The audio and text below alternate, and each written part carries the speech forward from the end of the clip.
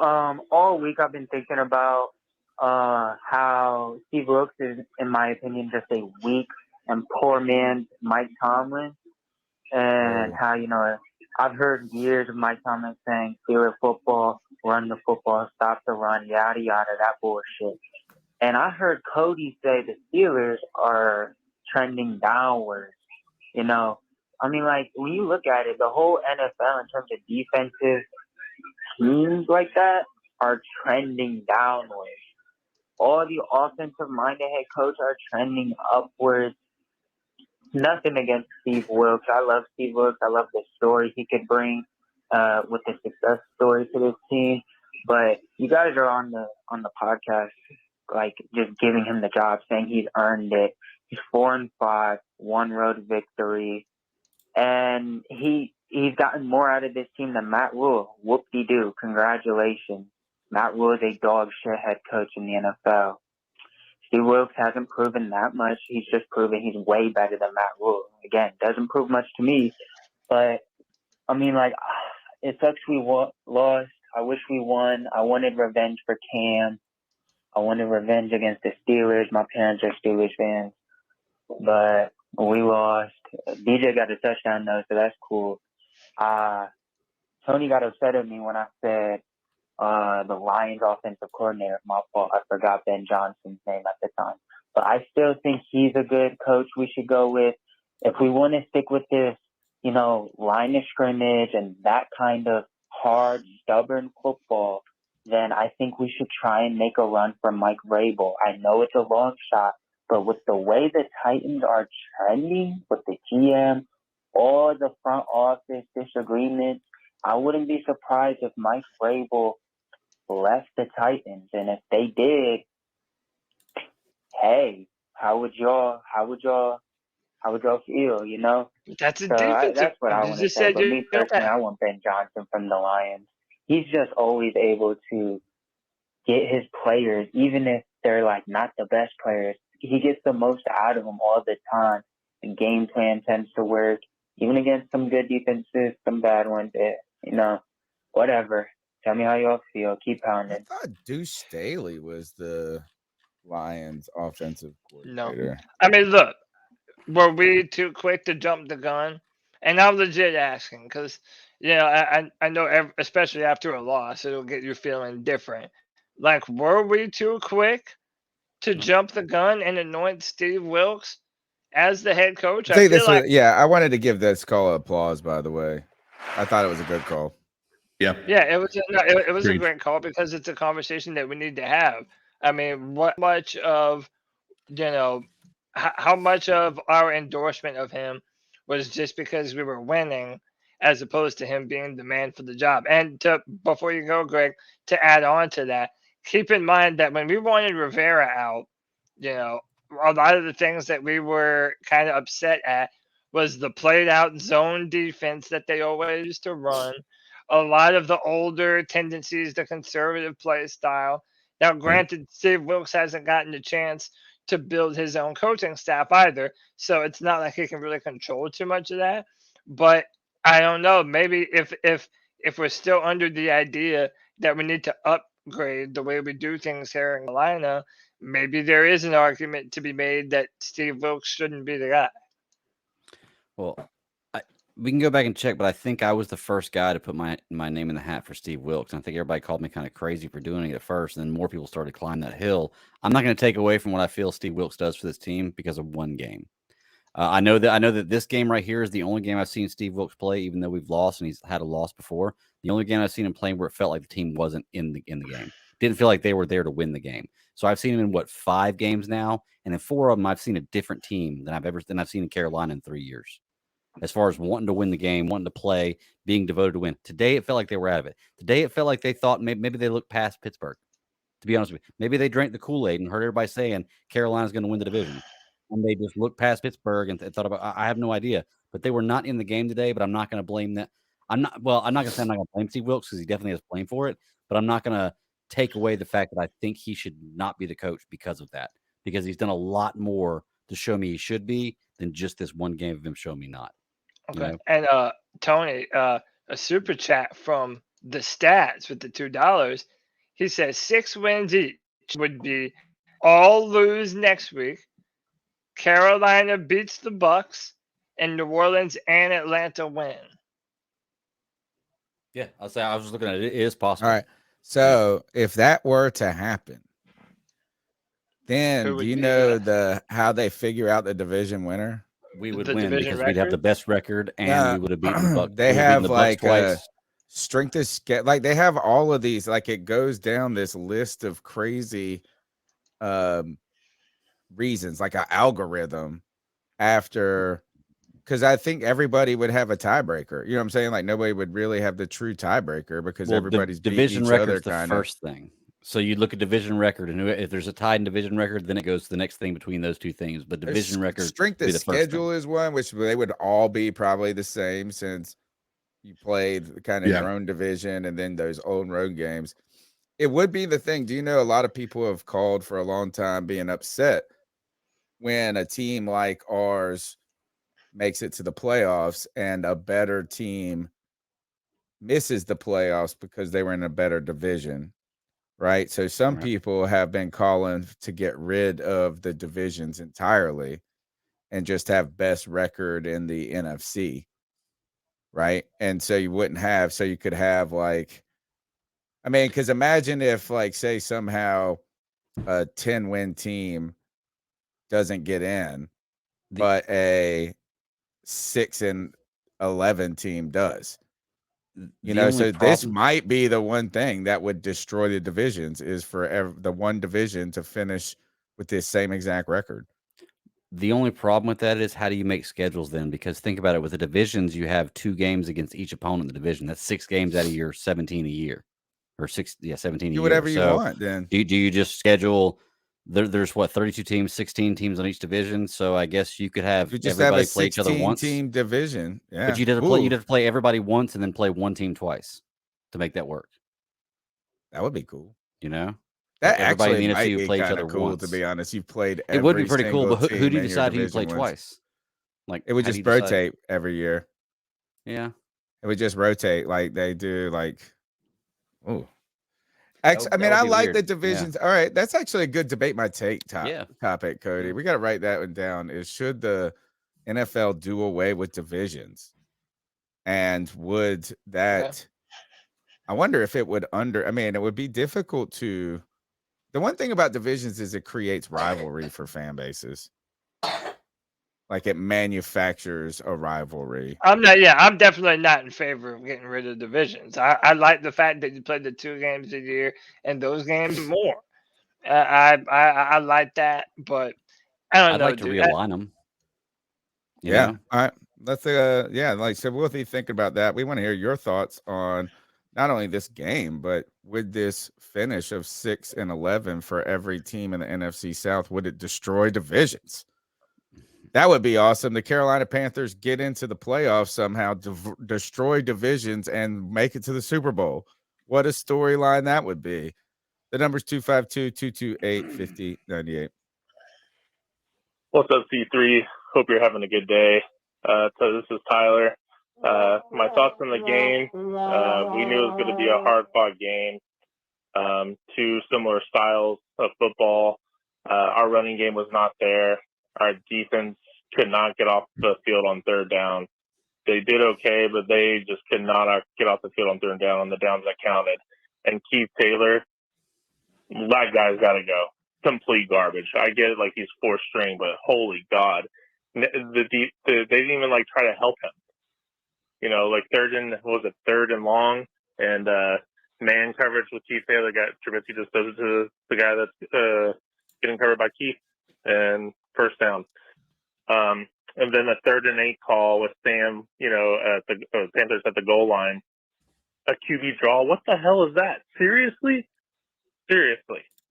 Same. Like, it's either Ben McAdoo is just stupid and stubborn and just dog shit, or they truly do not believe in Sam Darnold at all. And he was throwing down in the field okay, but when it comes to like decision making, he takes forever. Sam takes forever to make a decision when it comes to like quick passing.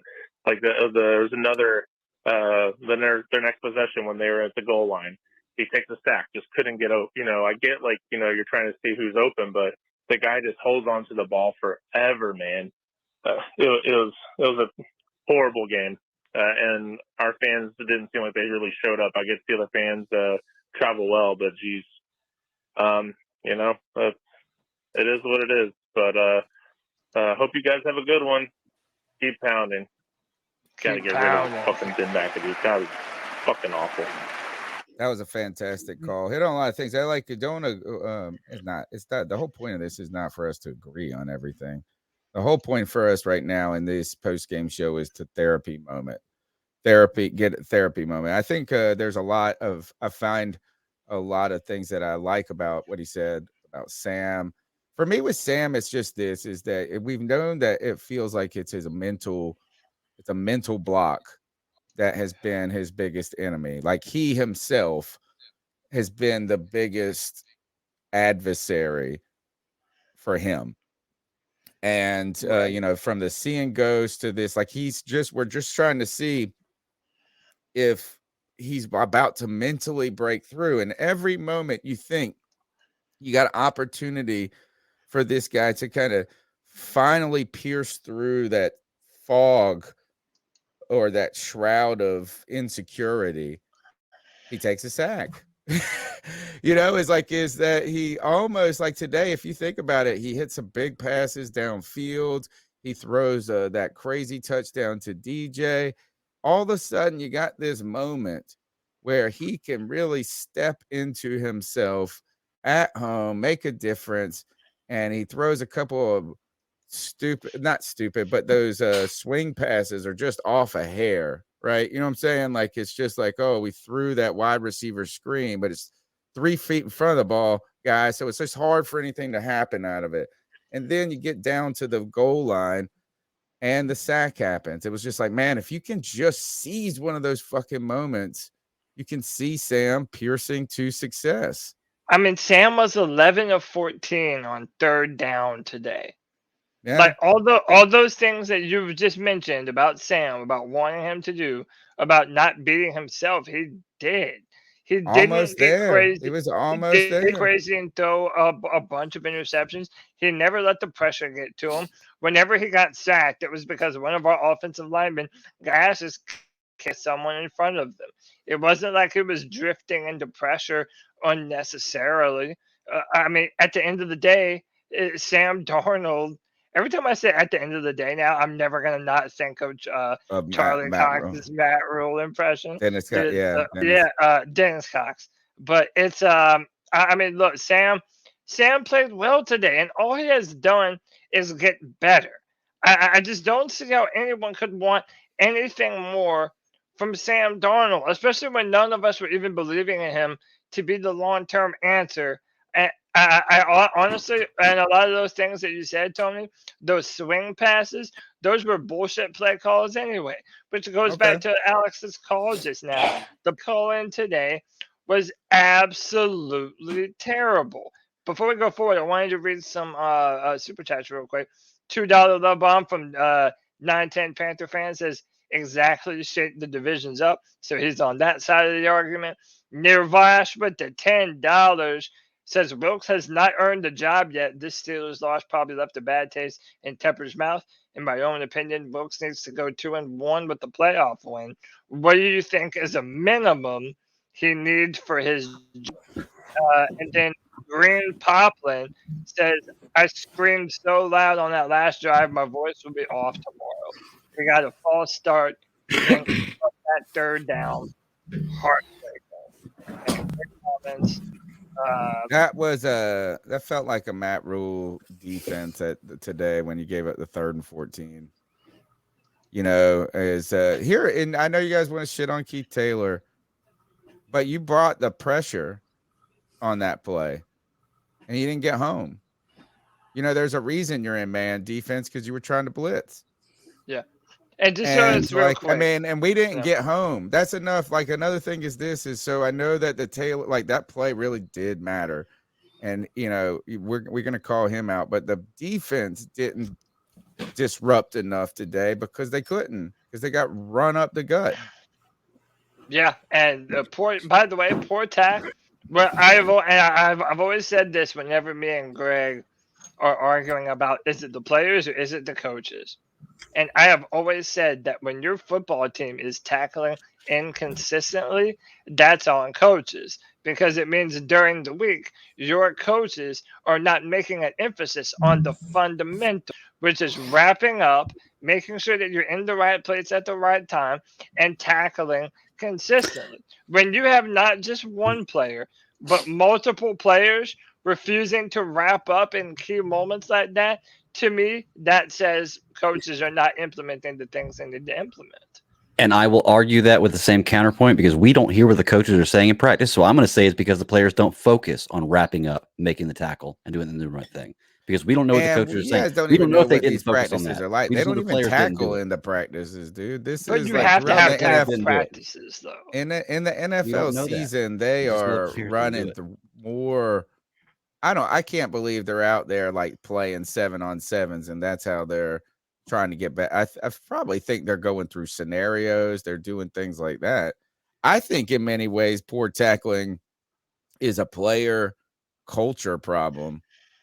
Is that, and I'm not saying that in this team that there's a cultural problem, but like maybe that seems like a leadership thing to me. Like when you have some defensive players on your squad who are elite and who are elite because they play football the right way, like every little detail, the players I feel like hold each other accountable more, and not by lecturing people, but by creating an expectation like you don't miss tackles. You know, like, is that like you, like, I think of if you played on that Ravens defense with homeboy, what was it? Ray Lewis.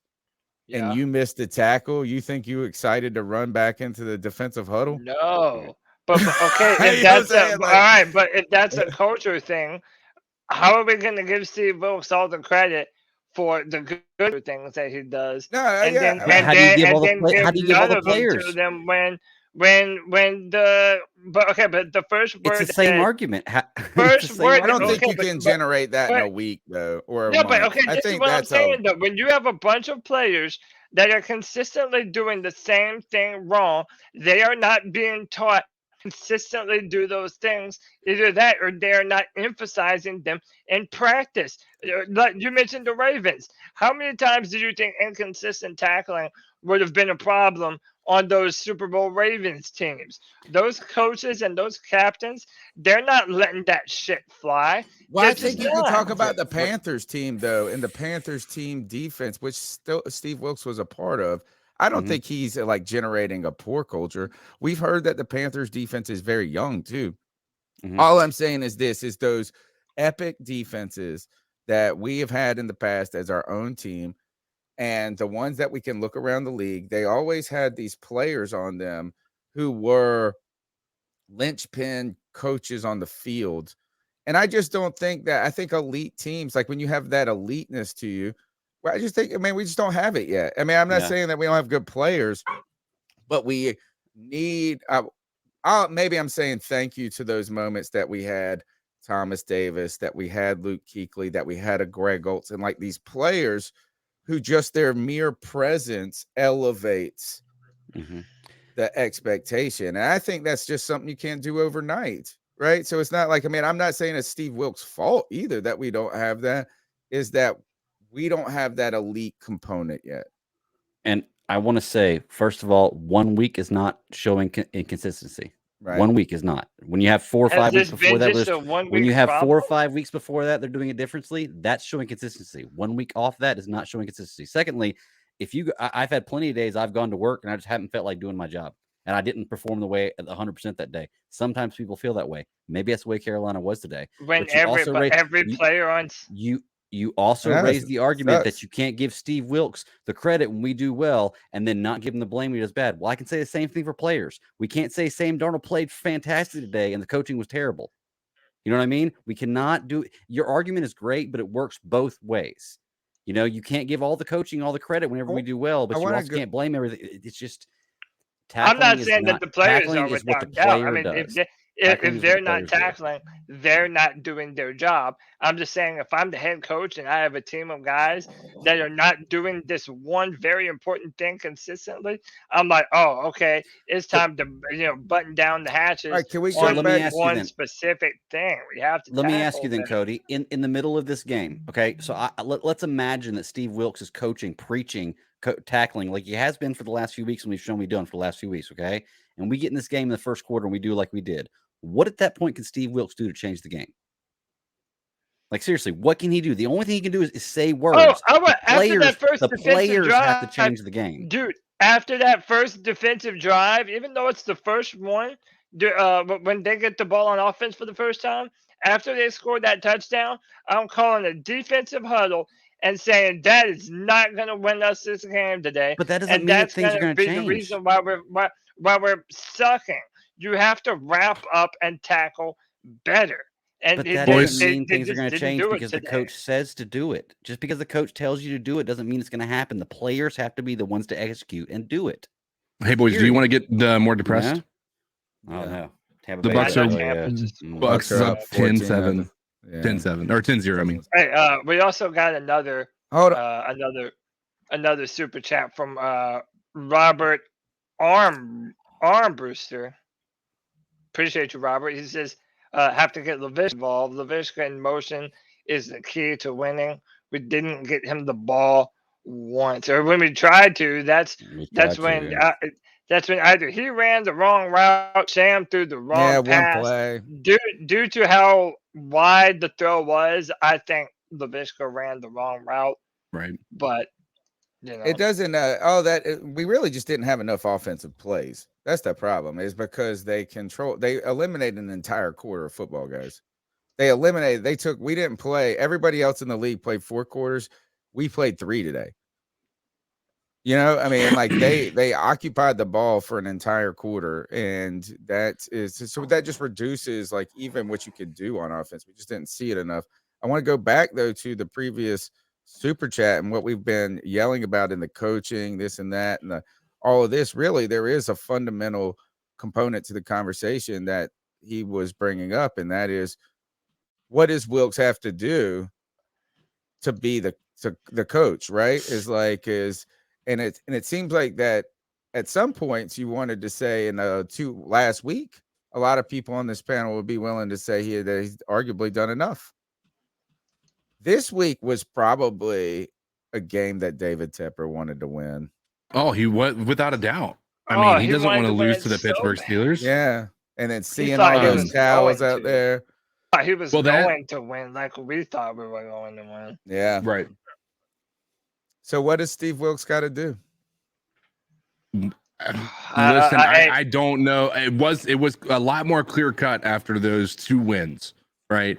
Now that after this loss against the team that we were favored against, like it'd be different if this wasn't a win that we were expected to have. You know what I mean? But this was an expected win. And to have that end up that way, most of the wins or losses that Steve Wilkes took was expected outside of that Atlanta game. And you can't really put a lot of blame on him. That Cincinnati game, we were expected to lose that. That Ravens game, we were expected to lose that. This Pittsburgh game, after they just benched their starting quarterback, we were not expected to win this. Yeah. I mean, it's kind of wild. It's kind of wild how that question just completely transforms from one week to the next week. Yeah. And this game right here, because imagine if you win this game. Oh. And you're sitting there going like, well, he's done. I tell you one thing is that there would have been something he could have done to really help secure his job as head coach, and that is to walk away today with a win. Oh yeah, absolutely. It's like, but he didn't. Right. And now there is a real question of like, were we getting out ahead of our skis and saying that Steve Wilkes should be the guy? Now, the other thing on top of that though is he's in a very difficult situation, coaching with kind of a patchwork piecemeal put together thing and a team that's not great. So, like, he's not going to bring back Ben McAdoo next year. He's not going to, you know what I mean? Like, there's his staff would look entirely different, except for the question we're probably going to start looking towards is he going to bring Al Holcomb, who is his guy, And this defense, have they been as good as you want them to be? Last week they were. This week, not so much. Hey, I wanted if to the highlight. season ended last week, I think it would be easy for us to say Steve Wilkes is the job or has the job. Yeah. But this week, because we did go an extra game and we have more games to play, the fact that this game went the way that it did, and the fact that the loss was so heavily on the defense, more so than the offense, that part I think is what's a big dagger in his, or a big strike against that resume. But is that fair? Is that fair to say that last week, if the season ended, he has a job, but this week, because he lost this week, he's not? Does that mean next week, if he wins, that he has it back again? You know I mean, that's not fair to say. No, you know? Greg, that's not what I'm saying. If you listen to what I said, I was saying that him losing this game in the fashion that he did was embarrassing. Now, well, luckily it wasn't a blowout, but it was. We were expected to win this, and we were expected to be somewhat dominant in that win. At least Panthers fans and most of the people that I've heard on different podcasts and different shows, right? We were expected to win this. We were not expected to win the other ones that we lost with Steve Wilkes at the helm. Again, outside of that Atlanta game. So the fact that this went the way that it did, and it was with the thing that he considers his strength being the problem, then I would say that's the big strike against his resume. It's not saying that he won the job or lost the job. I'm saying that he's taken a pretty big hit because of this loss today. Hey, Tony. Tony, I think your bastard son, I think he actually has the right of it. So much so I even saved his comments. He said, we had one win outside the NFC South against the Seahawks team that's on the downhill right now. Just because you're better than Rule doesn't mean you're the best coach for the job. Let him finish out the season. He's earned the conversation, not the job. Kev, that's a hell of a comment, brother. That is a hell of a comment. Yeah. I think that's it. It's right. It's right. I mean, and like he could have, I mean, if he won out if he would have won today, we would have said he's closer to earning the job, though. Now we're having he's in the conversation. And maybe that makes sense. And maybe this in some ways is somewhat helpful to objectify the question more about who's going to be the coach next year, instead of potentially getting overly wrapped up in emotional success in a season after, is that maybe you get too high on the Wilkes train because you're on that euphoria of mattering. And today sobers up the conversation. It's a bucket of cold water on us to now say, we got to think about our coach going forward, man. Boy, you know what that means? That this game was so bad that we are having like a existential moment right now as an organization. It's the truth, though, because if we continue to have the same performances, especially on defense, going for the last 3 games of the season, if we end with a bad taste in our mouth, most of the fan base, even if you agree with Drew and thinks that, he had one of the most ridiculous tasks to turn this team around to begin with, if you go into this at the end of the season with 3 losses in a row, that's not going to put a good taste on the mouth of fans. So I or just like the reality of the equation. It doesn't matter, you know what I mean? Like that's what it is. It's just there's more information, more data being injected into the algorithm of the question. Is like CK said, if the season ended last week, then we would have this data set basically to work off of, and we would be like, hey, this is the most logical thing. And it does tell you this is that, and I know at the end of the day that people, and this goes to Greg's comment, like there's all arguments work against themselves in so many ways. In fact, if you take philosophy, like that's usually how you destroy a philosopher's greatest moment, is you just use their own philosophy against them.